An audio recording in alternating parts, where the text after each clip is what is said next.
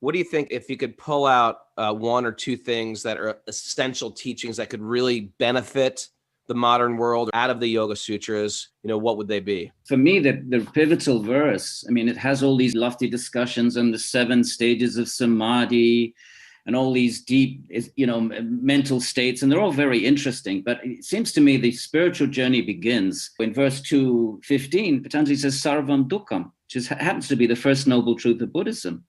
That everything is frustrating, or embodied life, non-spiritual life, life that's based on body, mind, stimulation, emotionality, that never fulfills. It can never fulfill. So a person is not going to take a spiritual journey unless they have some sort of malaise, some sort of existential dissatisfaction. So frankly, the spiritual journey begins when one is frustrated. As the Sankhya Sutra says, we try to find happiness all known ways, through physical stimulation, through, drugs, through sexuality, through emotionality, through even intellectuality, studying this philosophy after another philosophy, and somehow remains unfulfilled.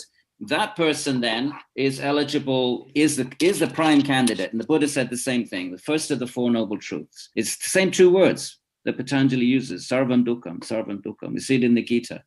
So the spiritual journey begins when one feels unfulfilled, and we should embrace that. Our society makes us feel like we're losers if we feel unfulfilled. You go to your therapist, he'll give you antidepressants.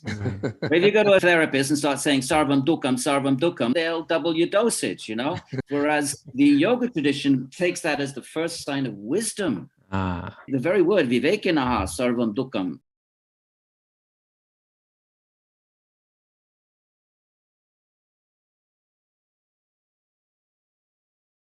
This is such good news. My misery is actually beneficial. It is. It's a sign of enlightenment, provided it's channeled into a spiritual direction. Otherwise, you'll end up on the couch with your dosage doubled for antidepressants.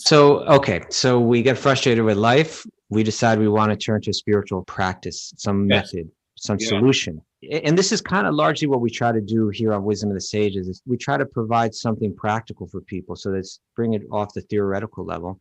Bring it to the practical.